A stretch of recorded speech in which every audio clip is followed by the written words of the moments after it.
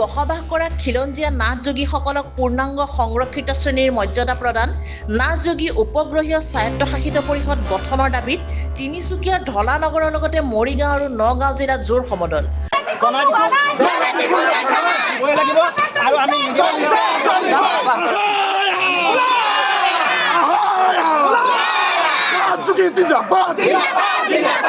হয়, আজি আপোনালোকৰ এই সংবাদ মাধ্যমৰ যোগেদি আমি জনাব বিচাৰিছোঁ, নাথযোগীসকলে যি অধিকাৰ বিচাৰি আজি ৰাজপথত আহিছে, গতিকে অনতিপলমে আমাৰ ৰজাঘৰীয়া আমাৰ অন্য জাতি জনগোষ্ঠীক যিদৰে জীয়াই থকাৰ ক্ষেত্ৰত সকলো অধিকাৰ প্ৰদান কৰিছে, গতিকে আমাৰ নাথযোগীসকলকো যাতে সমান্তৰালভাৱে আমাক এই সুবিধা প্ৰদান কৰে, তাৰ কাৰণে আমি এই ৰাজপথত ওলাইছোঁ। উজনি অসমৰ তিনিচুকীয়া জিলাৰ ঢলা ছৈখোৱাৰ লগতে মৰিগাঁও নগাঁও জিলাত আজি জিলা অসম প্ৰাদেশিক যোগী সন্মিলনী আৰু নাথযোগী ছাত্ৰ সন্থাৰ যৌথ উদ্যোগত আৰু নাথযোগী যুৱ পৰিষদ, নাথযোগী জাতীয় পৰিষদ, নাথযোগী পুৰোহিত সন্মিলনী, নাথযোগী মহিলা সন্মিলনীৰ জিলা সমিতিসমূহৰ যৌথ উদ্যোগত আজি সন্ধিয়া জোৰ সমদল বাহিৰ কৰে। 106 বছৰীয়া এই কাৰ্যকলাপ ভিতৰত এইটো আমাৰ প্ৰথমটো আন্দোলন। জোৰ সমদলে আমি শুভাৰম্ভ কৰিছোঁ। আমাৰ এই আন্দোলন দীঘলীয়া হ'ব। এই আন্দোলনৰ মূল বিষয়বস্তু হৈছে আমাৰ চৰকাৰৰ যিখন আমাৰ সংৰক্ষিত শ্ৰেণী চাৰ্কুলাৰ ইতিমধ্যে আমাৰ সংৰক্ষিত এলেকাত মাটি বাৰী কিনিবৰ কাৰণে উলিয়াইছে, সেইখন যথেষ্ট আক্ৰমণপূৰ্ণ আৰু সেইখন সংশোধন কৰি আইনত পৰিণত কৰিবৰ কাৰণে আমাৰ 1 নম্বৰ দাবী ইয়াত উপস্থাপন কৰিছোঁ। তিনিচুকীয়াৰ ঢলা ছৈখোৱা পঞ্চায়ত কাৰ্যালয়ৰ পৰা উলিওৱা জোৰ সমদলত বিভিন্ন শ্লোগান দি হাতে হাতে জোৰ বেনাৰ প্লে কাৰ্ড লৈ সহস্ৰাধিক নাথযোগী পুৰুষ মহিলাই খিলঞ্জীয়া নাথযোগীসকলক পূৰ্ণাংগ সংৰক্ষিত শ্ৰেণীৰ মৰ্যাদা প্ৰদান কৰক, নাথযোগী উপগ্ৰহীয় স্বায়ত্তশাসিত পৰিষদ গঠন কৰক, নাথযোগীসকলক জনজাতিৰ মৰ্যাদা প্ৰদান কৰক, জনজাতীয় স্বায়ত্তশাসিত এলেকাত বসবাস কৰা নাথযোগীসকলক ভূমি অধিকাৰ প্ৰদান কৰক, মুখ্যমন্ত্ৰীয়ে দিয়া প্ৰতিশ্ৰুতি ৰক্ষা কৰক, হৰ হৰ মহাদেৱ আদি বিভিন্ন শ্লোগানেৰে কঁপাই তোলে আকাশ বতাহ।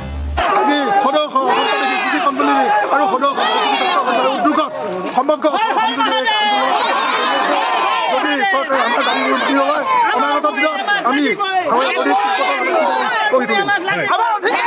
আনহাতে নগাঁও জিলাৰ বেবেজীয়া জামুগুৰি গৰখীয়া থানৰ পৰা শ্বহীদ মনবৰনাথৰ প্ৰতিমূৰ্তি স্থানলৈ উলিওৱা জোৰ সমদলত একে শ্লোগান দি সহস্ৰাধিক নাথযোগী পুৰুষ মহিলাই বাহিৰ কৰে জোৰ সমদল।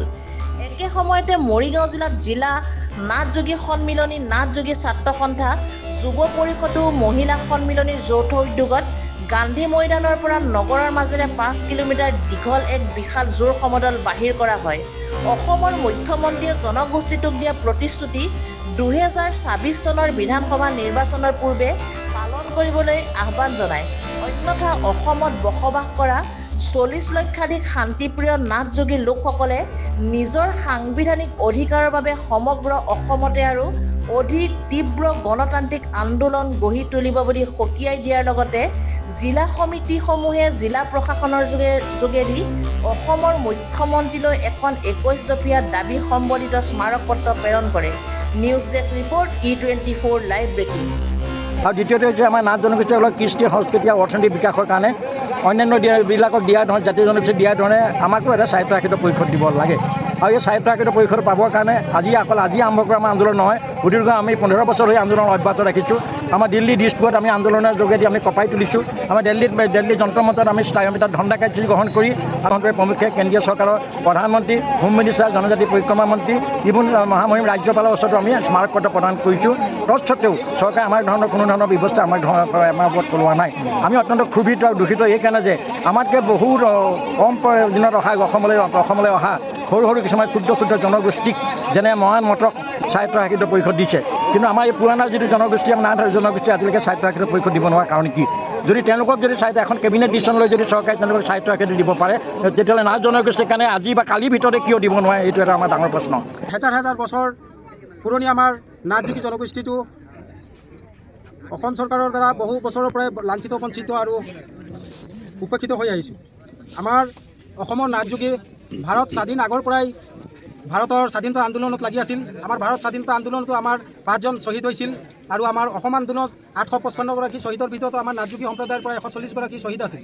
আমাৰ পথৰুঘাটৰ ৰণতো কৃষক বিদ্ৰোহ আন্দোলনত 140 গৰাকীৰ ভিতৰত আমাৰ 28 গৰাকী আমাৰ নাথযোগী জনগোষ্ঠীৰ আছিল। আৰু অসম চৰকাৰ গঠন কৰাটো আমাৰ নাথযোগী সম্প্ৰদায়ৰ সম্পূৰ্ণ 100% আমি সহায় সহযোগ কৰিছিলোঁ, কিন্তু আজি পৰ্যন্ত আমাৰ ৰাজ্য চৰকাৰে বাৰম্বাৰ অহাৰ পিছতো আমাৰ নাথ জনগোষ্ঠীৰ কাৰণে কোনো এটা কাম কৰি থকা দেখা নাই। বিগত